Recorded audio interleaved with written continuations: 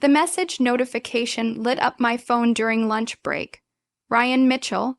My heart did this stupid little flip before I could stop it. Hey, Emma. Planning a team camping retreat next weekend, marketing and sales bonding thing. You in? I stared at the screen. Ryan, my ex from college, the one who used to make my heart race before I met Daniel, before I became someone's wife, before I built this perfectly respectable life. My phone buzzed again. Daniel, flights confirmed for next weekend. See you when I get back. Love you. Perfect timing. Too perfect, you're smiling at your phone like a teenager. Jessica dropped into the chair across from me, her designer coffee in hand. I locked my screen quickly. Just work stuff, right? Work stuff that makes you blush. She leaned forward. What's going on? Ryan's organizing a camping retreat next weekend. Her eyes widened. Ryan, you're Ryan. He's not my Ryan. He's just a colleague. A colleague you dated for 2 years. A colleague you've been making eyes at since he transferred here 6 months ago. Jessica shook her head. This is a terrible idea. It's networking. It's playing with fire. She grabbed my hand. Emma, you have Daniel, sweet, perfect Daniel who worships you. Don't do this. I pulled away. It's just camping, team building, completely professional. But my pulse quickened as I typed back, count me in. That evening, Daniel hummed while making dinner, completely oblivious. He looked so happy, so trusting. How was your day? He asked, kissing my cheek. Good. Actually, I have a mandatory work retreat next weekend, team building thing. The lie slipped out so easily it scared me. Oh, that's the weekend I'm in Chicago. He frowned slightly. I was hoping we'd have time together before I left. Guilt twisted in my stomach. I know, but it's mandatory. My boss insisted. Well, it'll be good for your career. He smiled, believing me completely. I'll miss you, though. I'll miss you, too. I meant it, but I didn't stop packing my bag Friday morning. I didn't delete Ryan's follow-up message. Can't wait to see you. I didn't tell Daniel the truth when he kissed me goodbye, his eyes full of trust I didn't deserve. As I drove away, my wedding ring caught the sunlight. I tightened my grip on the steering wheel and kept driving. The campsite was smaller than I expected, more intimate. Only 3 other people stood by the parking area when I arrived, and Ryan wasn't one of them. Emma, Ryan emerged from behind a cabin, his smile exactly as I remembered. You made it. Where is everyone else? I glanced around. I thought this was a department thing. Yeah, about that. Turns out not everyone could make it. But hey, smaller group means better bonding, right? Red flags waved in my mind, but I ignored them. That first night, we sat around the campfire. The other colleagues drifted to their tents early, leaving Ryan and me alone under the stars. He moved closer, our shoulders touching. Remember when we used to camp at Lake Morrison? His voice was low, intimate. That was a long time ago. Doesn't feel that long. His hand brushed mine. I've missed this, missed you. I should have moved away. Should have gone to my tent. Should have thought about Daniel probably texting me good night right then. Instead, I said, I've missed you too. Want to walk by the lake? I nodded. The moonlight reflected off the water as we walked. Ryan stopped, turning to face me. Emma, I know you're married. I know this is complicated, but I can't stop thinking about you. Ryan. He kissed me, and I kissed him back. Every rational thought dissolved. I felt alive and terrible simultaneously, like I was watching myself from outside my body, screaming at myself to stop. But I didn't stop. We spent Saturday tangled together, sneaking away from the others, pretending we were just hiking or exploring. Every touch felt stolen, forbidden, electric. My phone buzzed repeatedly. Jessica's name flashed twice. I declined both calls. Daniel sent a message. Hope the retreat is going well. Love you. I typed back, love you too. The lie felt like acid. Sunday morning, as I packed my bag, Ryan stood behind me, his breath warm on my neck. This doesn't have to end here, he whispered. My phone showed 7 missed calls from Daniel, all checking how the retreat went. I drove home in complete silence, my thoughts screaming. Daniel had the dining table set when I walked in Sunday evening. Candles, my favorite pasta, a bottle of wine. Welcome home, he pulled me into a hug. How was it? I kissed him, tasting the lie on my own lips. It was good, productive. Tell me about it. What kind of team building did they have you do? I sat down, inventing an elaborate fiction. Trust falls, problem, solving exercises, the usual corporate stuff, boring but necessary. He believed every word. Because Daniel trusted me, because I'd never given him a reason not to. The next 3 weeks became a masterclass in deception. At home, I was the perfect wife cooking dinner, asking about his day, curling up next to him on the couch. At work, I was something else entirely. Ryan and I developed a system. Conference room B at 2 p.m., the parking garage at lunch, locked doors and stolen moments. I used the company credit card for hotels, logging them as client meetings. Invented late, night work emergencies when I was actually with Ryan. Created a second life so elaborate I almost believed it myself. Jessica cornered me in the parking lot on a Thursday afternoon. Emma, what the hell are you doing? I don't know what you mean. I saw you coming out of the Marriott downtown with Ryan at 2 in the afternoon. Her face was tight with anger and concern. This is going to blow up, you know that, right? It's just physical, Jess. It doesn't mean anything. Doesn't mean. She grabbed my arm. You're married to Daniel. Sweet, devoted Daniel. And you're throwing it away for what? A guy who's also in a relationship. What? You didn't know Ryan's dating Natalie Brooks. Has been for 6 months. My stomach dropped, but I forced a shrug. It's not serious between us. We're just having fun. Fun. Jessica stepped back, disgusted. You're destroying your marriage for fun. And when Daniel finds out, he won't. He will. This always comes out, Emma. Always.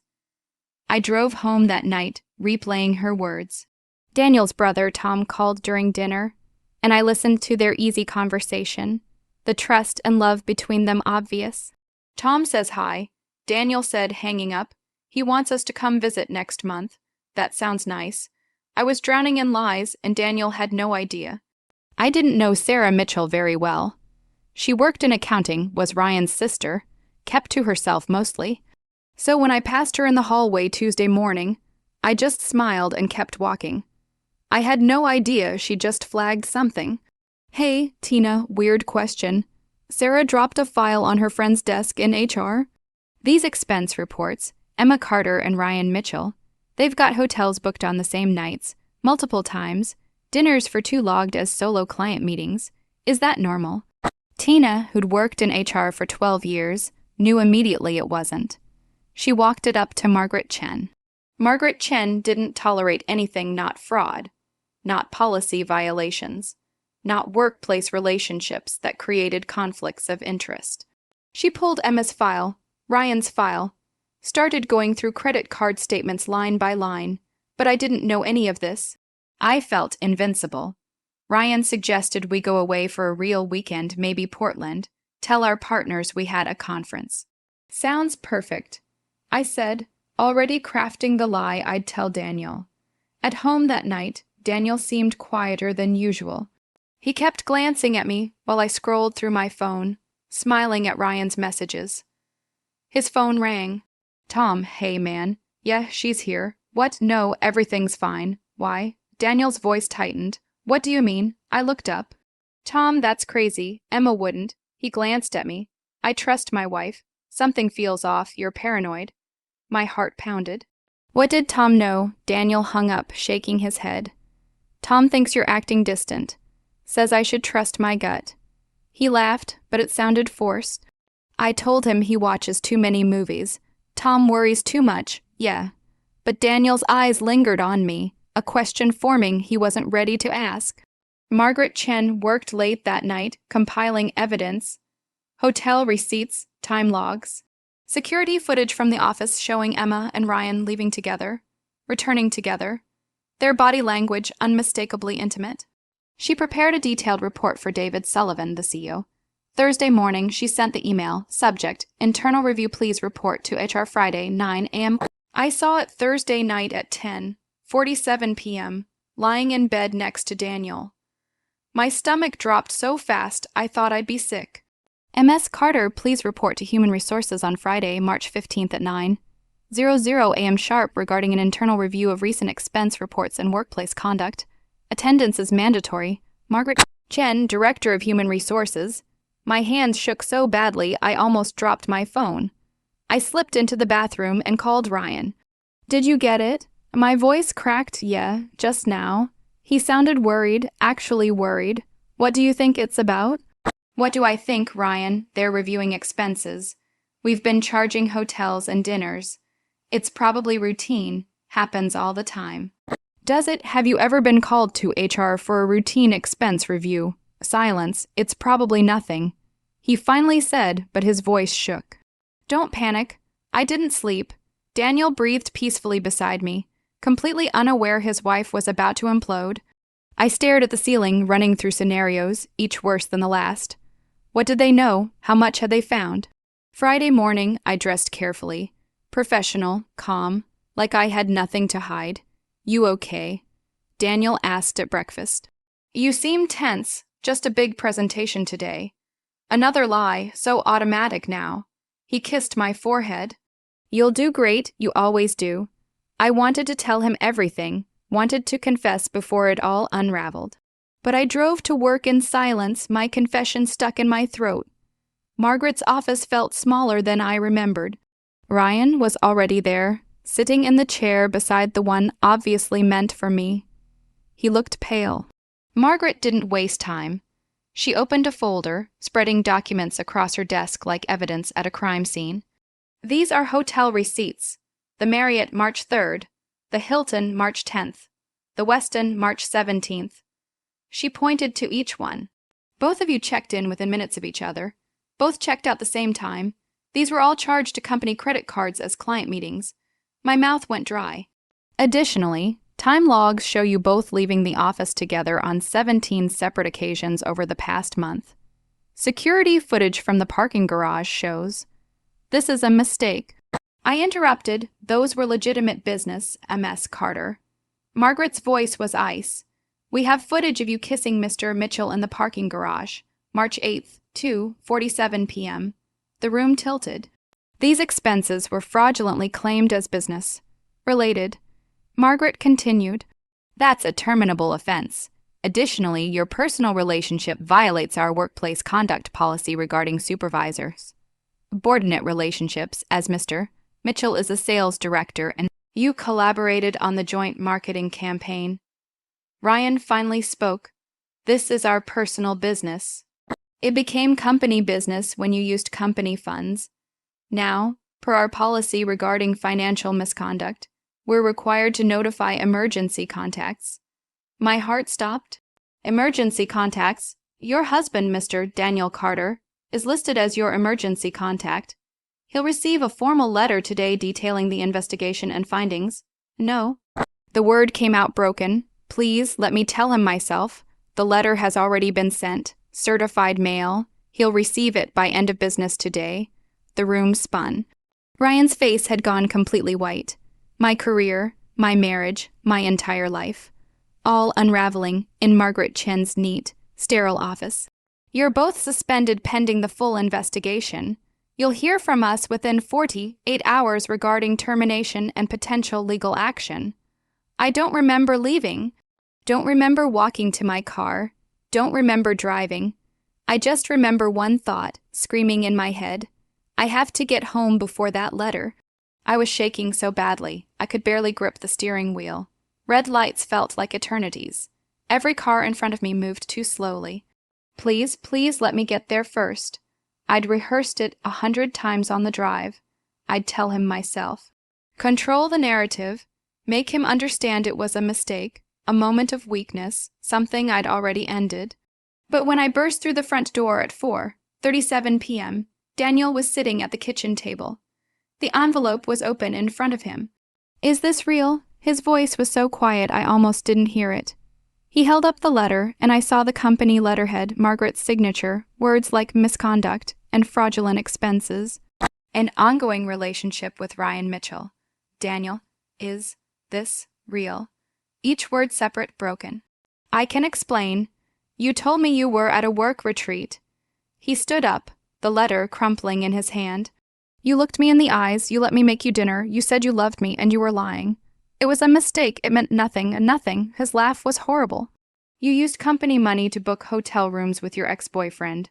That's not nothing, Emma. That's calculated. That's planned. I was going to end it. I swear I was.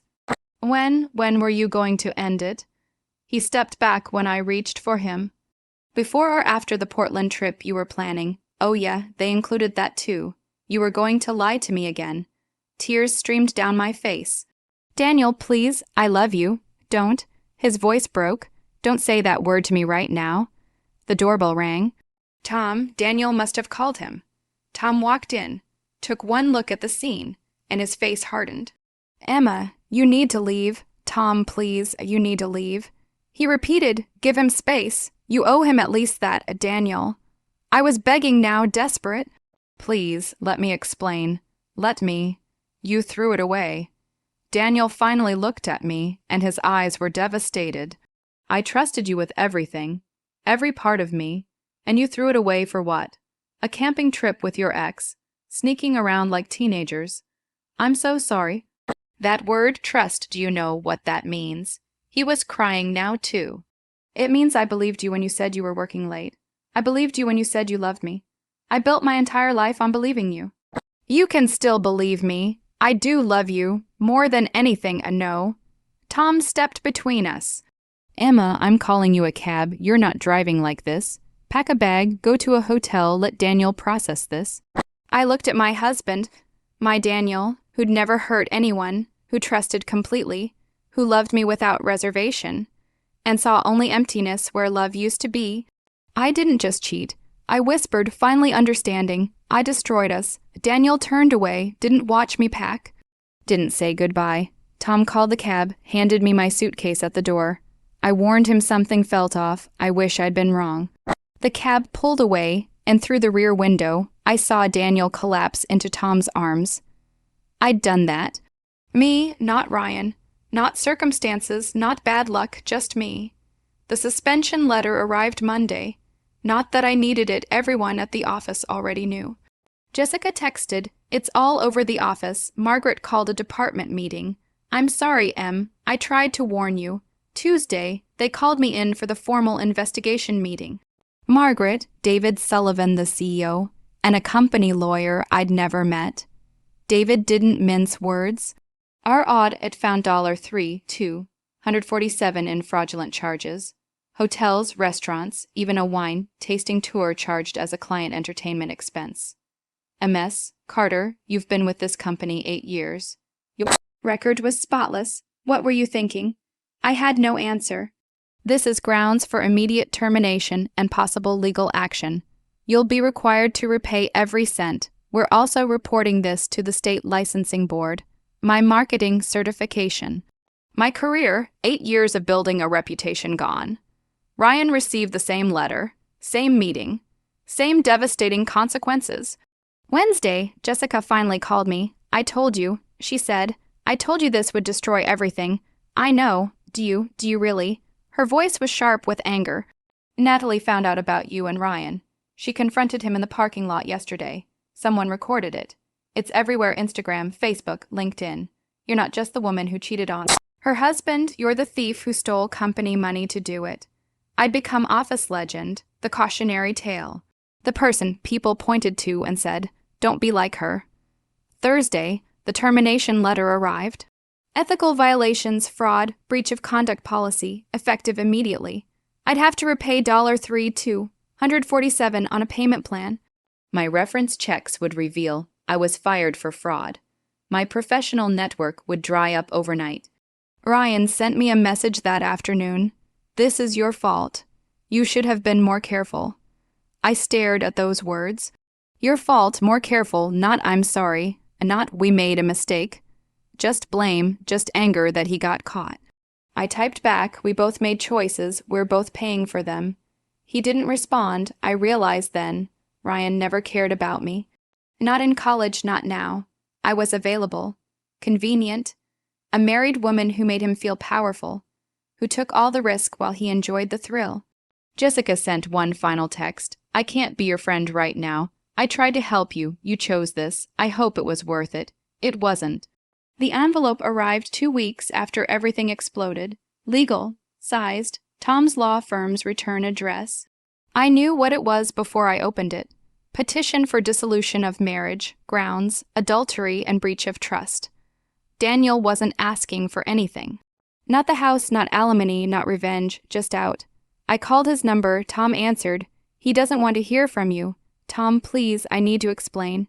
There's nothing to explain, Emma. Sign the papers. Let him move on. Can I see him? Just once. Silence. Then I'll ask. Friday, Tom's office. Neutral ground. Daniel looked different. Thinner, older. His eyes had lost something. Some light I'd taken for granted. We sat across from each other. A conference table. And 6 years of marriage between us. Did you ever really love me?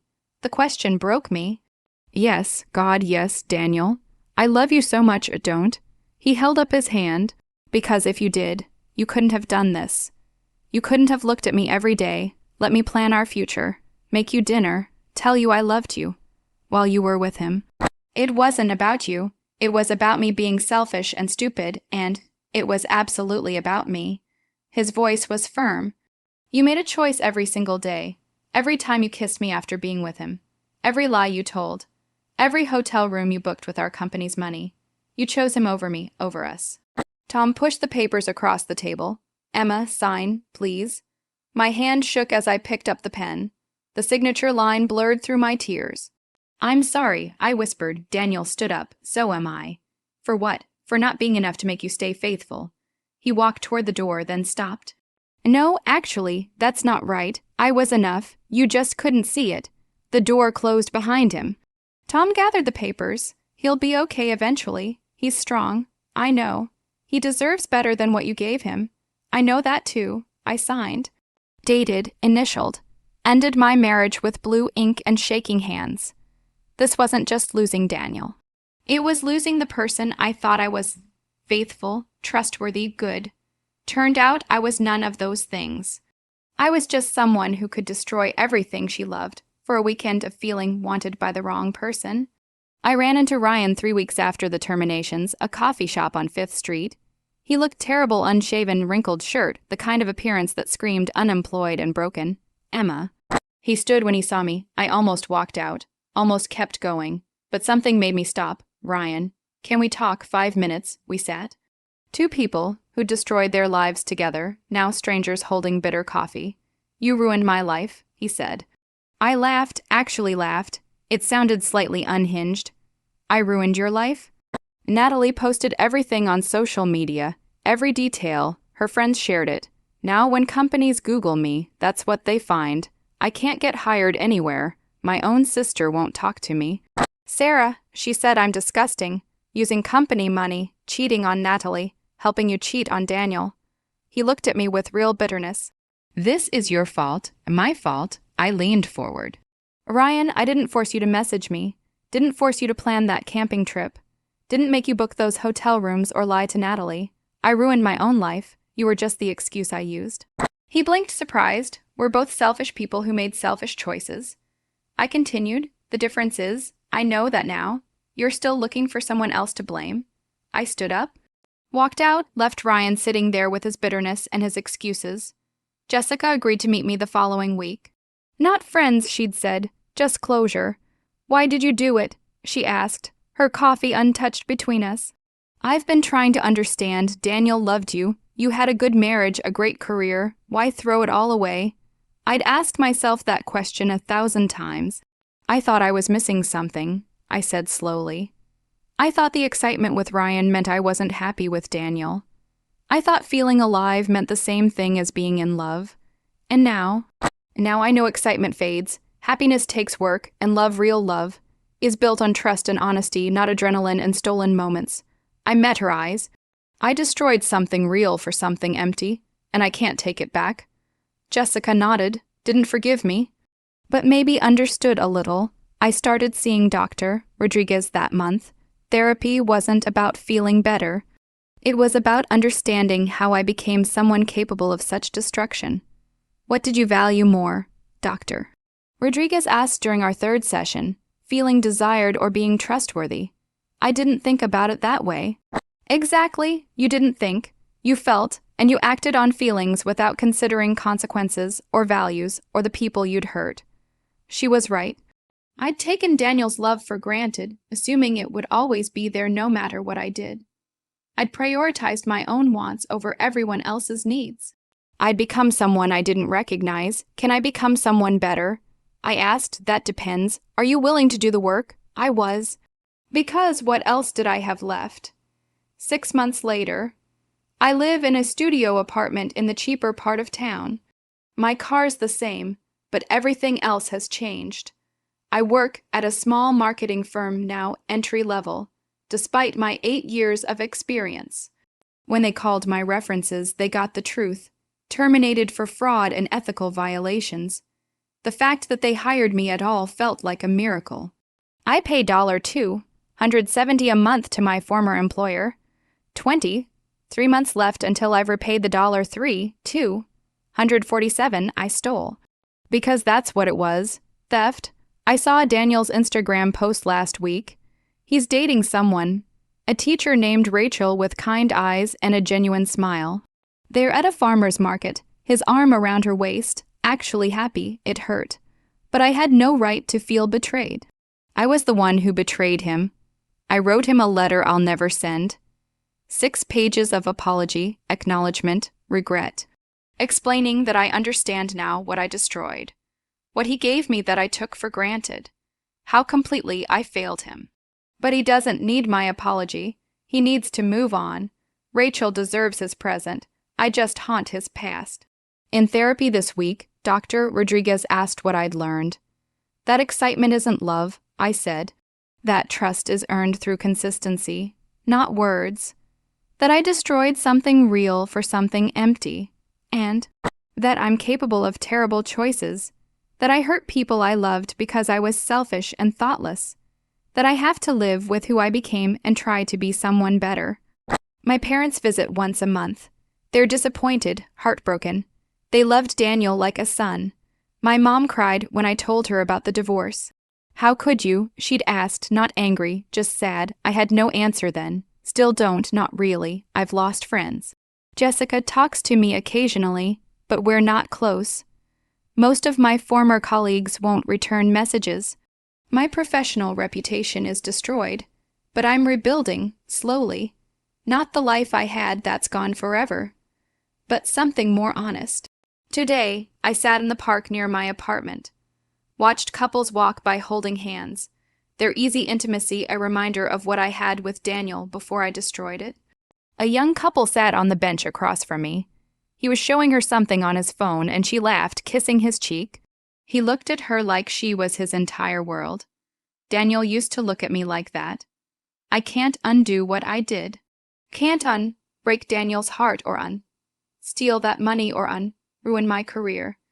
Can't go back to the moment Ryan sent that message and choose differently. All I can do is live with who I became. Acknowledge the damage I caused. Try, piece by piece, to become someone who wouldn't make those choices again. It's not redemption. It's not even forgiveness. It's just the slow, painful work of becoming accountable for the person I was and trying. Maybe failing, but trying. To be someone better. The couple walked away, hand in hand. I sat in the late afternoon sun, alone with my choices, and finally stopped making excuses for them. The end.